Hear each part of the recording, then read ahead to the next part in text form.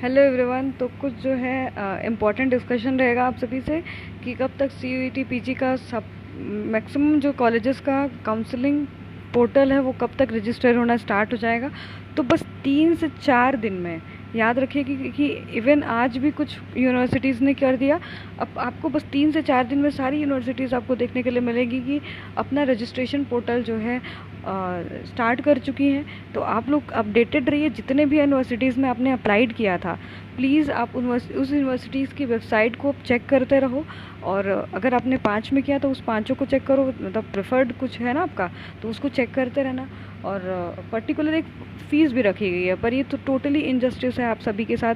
मैं इसके बारे में क्या ही बोलूँ, क्योंकि जब आप CUET PG भरने गए थे तो जब स्टार्टिंग में आया था तो सबसे पहली बात ये थी कि जो हम डिफरेंट यूनिवर्सिटीज़ में जो ये फ़ीस देते थे उससे हम ये बचेंगे। एक पर्टिकुलर फ़ीस में ही हमारा डिफरेंट यूनिवर्सिटी में एडमिशन हो जाएगा। मतलब ये जो मिनिमम फ़ीस, मतलब जो रजिस्ट्रेशन फ़ीस है, एप्लीकेशन जब हम करते हैं, फॉर्म भरते हैं।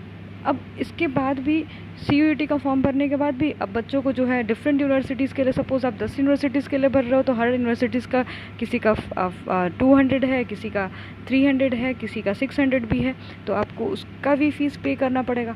तो ये टोटली इनजस्टिस है। और क्योंकि जब ये आपका CUET कंडक्ट होना था तो ये पर्टिकुलर फ़ीस रखने का मुझे नहीं मतलब समझ में आ रहा है।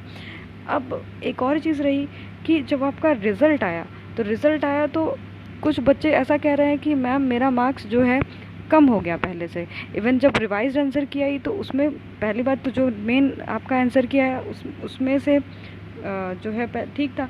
फिर उसके बाद जब आपने क्लेम किया तो उसके बाद आपका नंबर रिड्यूस हुआ। फिर रिड्यूस होने के बाद जब रिज़ल्ट आया तो और भी रिड्यूस हो गया। मतलब कुछ बच्चे तो ऐसा भी कह रहे हैं कि इतना मार्क्स मेरा रिड्यूस हो गया। तो ये काफ़ी ज़्यादा अजीब सा हरकत है आपके NTA के द्वारा किया गया, जिससे कि टोटली बच्चों का मोरल डाउन हो रहा है इस समय। पर अभी आप तो यही करो कि चुपचाप जो है जितनी भी यूनिवर्सिटीज़ में आपने भरा है, जितने यूनिवर्सिटीज़ के आपने प्रेफरेंस फिल किए थे, आप सारी यूनिवर्सिटीज़ के अपने वेबसाइट को चेक करते रहो कि कब रजिस्ट्रेशन स्टार्ट होगा। और हम तो आपको अपडेट करते ही रहेंगे, पर खुद को भी है तुम अपने आप को अपडेट रखो। क्लियर? और याद रखना कि अब बस 3 से 4 दिन में ये आपकी चीज़ें स्टार्ट हो जाएंगी।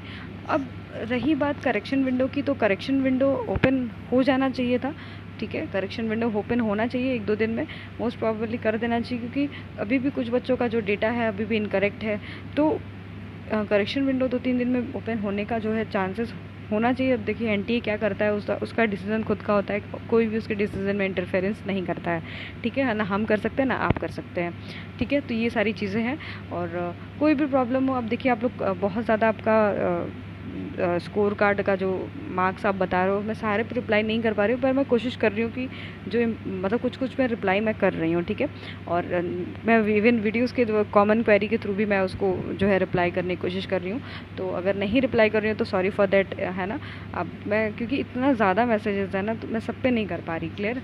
तो आप लोग इसके लिए कोई गुस्सा सा मत होइएगा कि मैम रिप्लाई नहीं कर रही है। मैं ऑनेस्टली करना चाहती हूँ, पर इतने ज़्यादा मैसेज, स्क्रीन टाइम बढ़ जा रही है ना, फिर उससे मुझे प्रॉब्लम हो रही है। तो आप लोग भी समझो मेरे प्रॉब्लम को, पर जुड़े रहना, है ना। अभी जुड़े रहो, क्योंकि काउंसलिंग जो प्रोसीजर है वो हर चीज़ को मैं बताती रहूँगी। और आप सबका जितना हेल्प हो सकता है वो मैं अपने थ्रू करती रहूँगी। तो सब्सक्राइब कर लो, शेयर करो। धन्यवाद।